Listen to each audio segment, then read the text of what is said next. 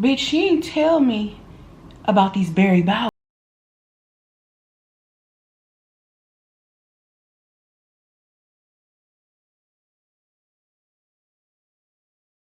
Welcome to Brown Honey TV. If it's your first time here, make sure you give me a little subscribe. We're trying to make it. It's officially been 2 weeks since I had weight loss surgery, and y'all left some stuff out. Y'all left some stuff out. I would say for the majority, the girls didn't lie. But it's a few things that I just was not prepared for.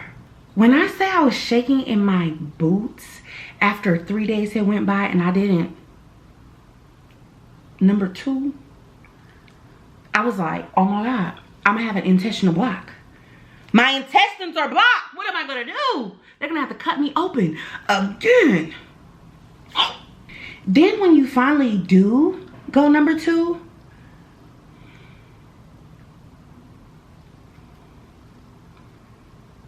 I'm so happy I don't got a man right now. Because I cannot imagine having a man. Listen, I need a super flush toilet. My ass was in the shower getting a new ass. I made it through the shower, brushing my teeth, and my stomach said, oh. I was on the phone. I told my friend, I said, girl, let me call you back.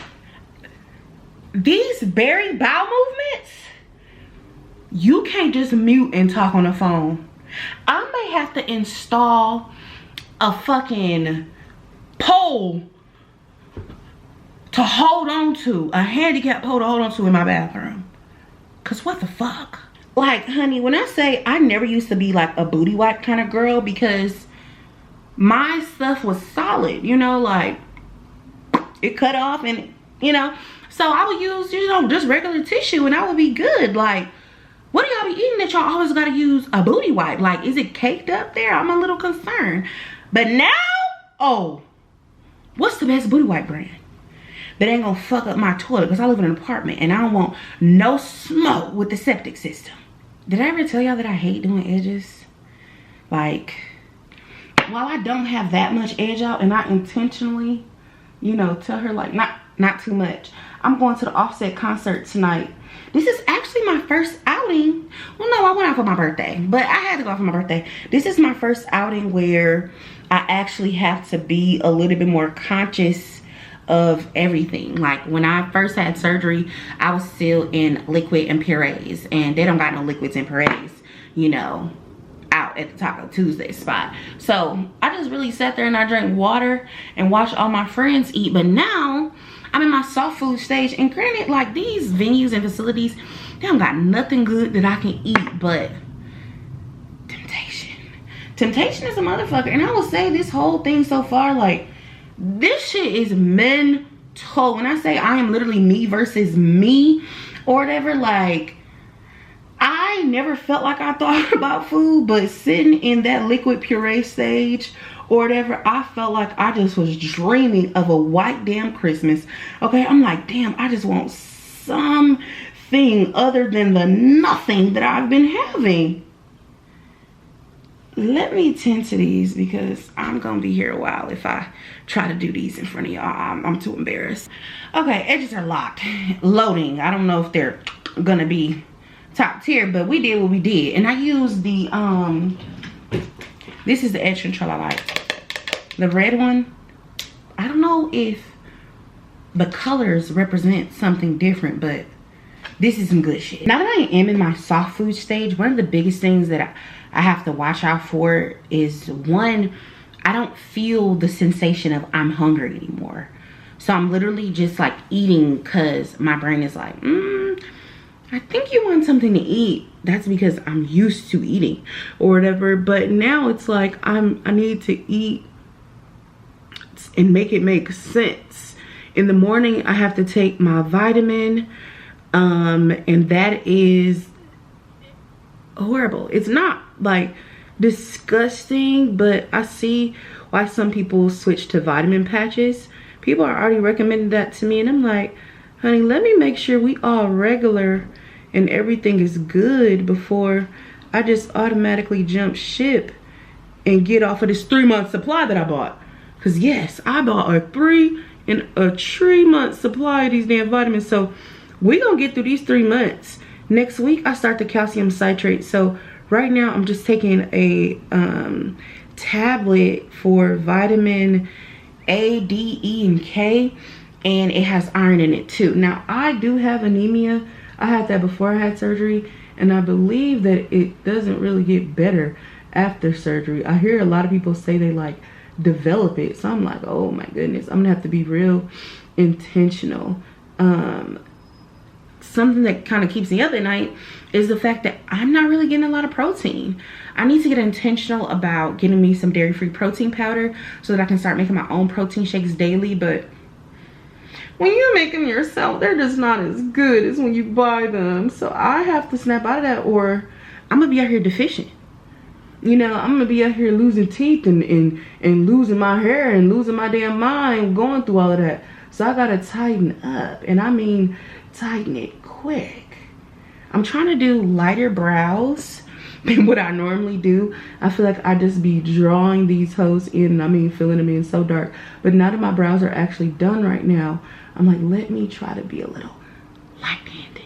I feel like the bottoms are good.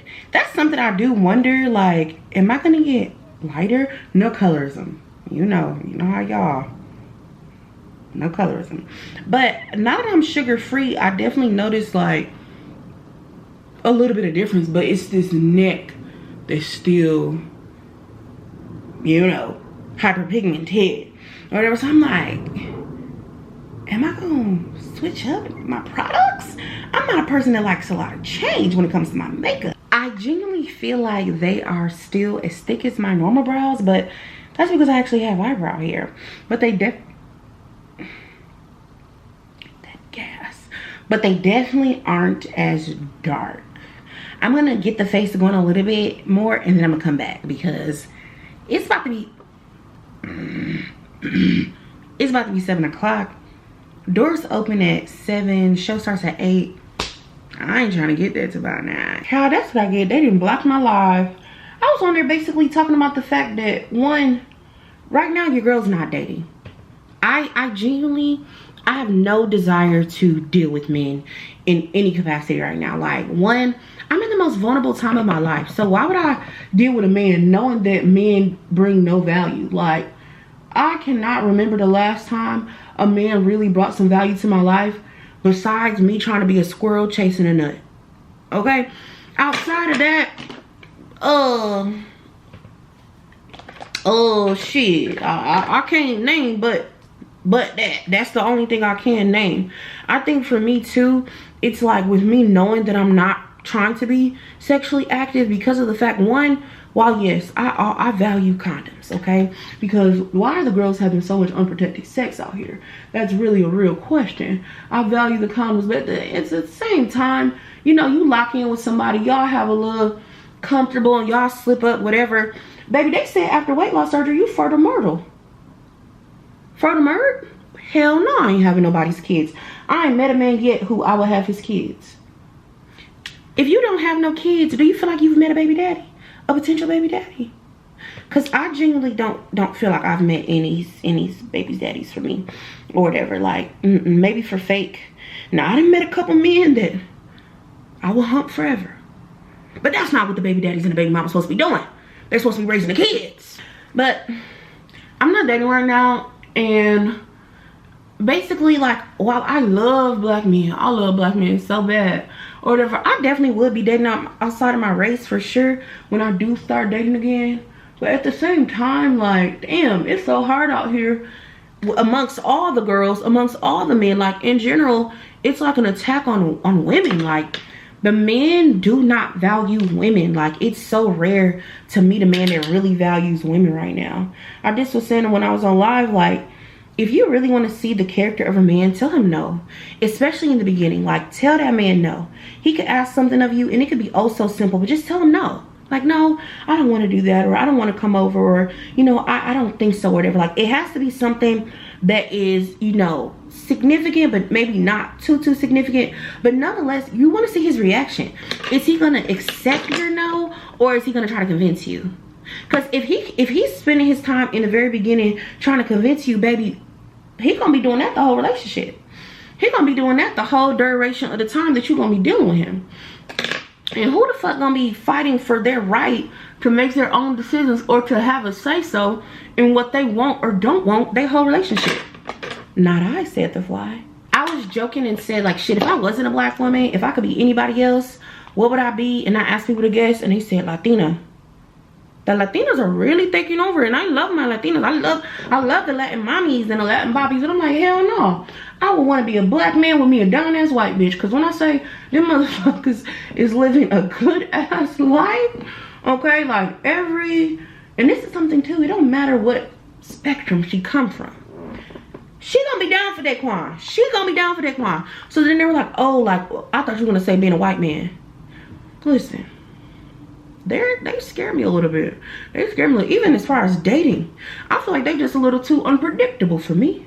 Just a little too unpredictable. I feel like I would, listen, Chad would walk up to me with a smile on his face and slap the shit out of me. At least with Daquan ass, if them nostrils flare up a little too much for my comfort, I know to back the fuck up or get the fuck out of Dodge. Okay, so they just a little too unpredictable for me. But I feel like if I wasn't with a black man, which I really do want to be with a black man, like I love black men. If I wasn't with a black man, I would love to be with like a Korean man or whatever, but a thick one, like one that got a little height and a little bit of body to them, you know, because they be a little skinny. They eat real healthy, you know what I mean? They don't really got a lot of fats and stuff over there or whatever, but I would do that, or a Mexican or whatever. Like people are like Hispanic, I'm like, yeah, but specifically Mexican. Like I love the culture, the heritage, you know, the pride. Now Patrick, girl, you did your big one, but this shit smells so damn funky.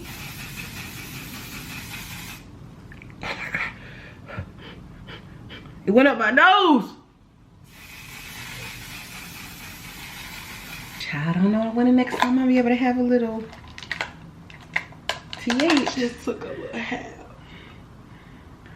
Not you took a halfie. Yes. I didn't even know you were doing that. Friend, you took a halfie of the good? Yes, of that bitch that had me flown for 2 days. Okay, this is 10. Hold on, how much is it per? Oh, 10 milligrams. Is that a lot? Oh, we were driving. It was an Uber. Okay. Is 10 milligrams a lot? Hell yeah, 5 had me tweaking. I don't want to be. We ain't did no eddies in a while since that bag was finished though. I don't want to be tweaked out, but at the Offset concert, be weird with the men's. You know. Shoot it up, child. I'm just not getting back from the Offset concert, and I just want to be honest. I am so happy that I went outside. Like, your girl needed to get the freak out of this house. I feel like the only thing I've been doing is sitting in this freaking house, which is a good thing, because when you go outside the house, you start doing things you don't have no business doing. I was actually prepared though. I was actually prepared. So I knew that I was gonna be in this venue at least for like, say like about 2 hours, or maybe like that venue and maybe go to another venue. So I actually did prepare myself by bringing me some Crystal Light packs. Okay, the fruit punch, the best kind. You cannot tell me that that shit ain't Kool-Aid, and it's sugar free and it's damn good. So I brought me 2 Crystal Light packs. Now I'm gonna insert a clip, but when we get to the venue, when I say them cups was doubled up just for a regular fountain drink, mind you, the damn water was $4. $4 for agua? For shit that falls from the sky? Damn. It's a kill. Like, it's hard out here for everybody. Business is just doing all types of crazy shit. But it was good to not buy no alcohol and not even think about it. First off, I'm scared of addiction. I feel like I naturally, and maybe this is just all Aries, I feel like I naturally have an addictive personality. So why would I go out and potentially start a whole new addiction? They don't want you drinking until after 6 months after surgery. I could have sworn, and I'm about to sound like the girls, I could have sworn it was a year. Now listen, I'm not shading you when I say this, but drinking under that 6 months, unless it's like your birthday, which, okay, I understand, but I didn't drink for my birthday. I was too fresh out of surgery. But drinking, like, I don't think people realize how much they really do have a problem with certain things in their life until they're challenged to not have them. Like, genuinely being challenged with, I can't smoke because I know if I smoke, I'm a binge eat. I genuinely had to make a decision like, okay, well, not smoke, you know what I mean? Like, man, tonight it was some girls in front of me. When I say they was rolling up Reginald, okay, when I say, I literally was like, man, I wanted to say put that shit out, and they just kept rolling more, You need to roll so much because it ain't hitting. Let me call somebody for you, because the shit y'all got going on is some buffoonery. It's McBoofington. It's McBoofington. Child, I mixed that Crystal Light for my life. And when I say I was whipping up the kitchen in the pot and it tastes so good, I even brought a plastic fork to be able to stir it, because I already knew that, one, they weren't gonna have no straws. I can't have straws anyways, but I was like, at least if I got a straw, I'll be able to stir it with the straw. Listen, me and Kendall were stirring that damn Crystal Light so much to the point that a girl walked up like, oh, is that a snow cone? Baby, it just looked like I just poured some crack in my drink and you asked me if it was a snow cone. But she was so friendly about it or whatever, but we're like, no. And Kendall friendly ass, she's like, no, this is a bariatric cocktail. Stop telling everybody that shit. She called us berry buddies before I said, don't call me that. I don't want to be a berry buddy. I don't want to be a berry baddie. Like, I don't, just like I didn't want fat to be my identity, I don't want weight loss surgery to be my identity either. I'm not gonna hold you. Like, yeah, I'm talking about it. It's current. It's my life right now. Like, it's something that I'm actively going through. So of course I'm gonna talk about it. But I don't want to be Asia duodenal switch. Like, and it's nothing wrong with that or whatever. But I just have never wanted to be. Hey, Satan, come here. Something that I did not realize that, I don't know if this is necessarily a thing for me, but I will definitely say something that I realized with me getting up and getting cute and going out today. I posted a picture or whatever. I'll put it right here, the picture I posted this picture, and you know, not even just this specific picture I post, but in general, since I've been losing the weight, you know, I realized that I'm gonna have to get used to people constantly talking about my body. And I know I've opened the door for it, right? I know that I've opened the door. I'm transparent and I talk about it. But even videos that don't have anything to do with weight loss or whatever, people are gonna, you know, see it and say something about it. And I'm not gonna say, Ace. Okay. I'm not gonna say that it bothers me, but I realized that, wow, this is something that I'm gonna have to get used to. Is people constantly, you know, speaking on my body or whatever. And yes, was it done before, but not like this, right? Like, now that I'm trending in the other direction, the narrative is different and it's frequent, you know, daily. People are telling me, you know, when I'm posting or whatever. And don't get me wrong, I'm happy, you know, to have the community and have people supporting me, having people root for me or whatever. But I realize you just can't help but to notice how much you're being noticed, you know. And I think that's something, a part of this journey that I'm gonna just have to get used to, especially being a person that's online. But honestly, even if I wasn't, anybody around me watching me shrink down over the next, you know, 2 years is gonna say something. Was that a thing for y'all? Was that a part of getting adjusted on the journey and understanding that the critique still lives and it's different? You know, even guidance. I feel like everyone's trying to give me guidance and I'm like, give me a second to just kind of figure it out. And I know they're being helpful and they don't mean any harm. Y'all know it's just the Aries in me, but it's like, I'm still learning. I'm still figuring this new body out, and it's only been 2 weeks. But can I be honest? When I say God really was moving through the night, so the Southside Ballroom venue, I got to do good with having my Crystal Light cocktail, which was so good. But then we wound up choosing to go to another venue, and it's a venue or a spot that I'm always going to. They got just good ass food. So I was just like, man, like, shit, like, are we sure we're gonna be able to maintain being here or whatever without feeling the need to cheat? You know what I mean? Like, Kendall's on her liquid diet. I am, you know, on my soft food stage or whatever. So it's like, it's temptation everywhere, and you're fighting your mental, because I don't have the sensation of, oh my God, I'm hungry. Right now, all my hunger is in my head. Like, I don't feel like a stomach telling me like, okay, we need to eat. Like, it is me saying like, dang, I ain't really ate nothing. Like, I want to eat a little something. But child, when I say I just want to thank God that the kitchen was closed, I just want to thank God the kitchen was closed, honey. And I said, well, we can get up out of here. It wasn't no point for us to sit there too, and you know, I'm not gonna hold you. I wanted some fries. My God, I wanted some fries. Like, I ain't had no fries since fries had me. But I really am thankful for that moment to be like, you know what?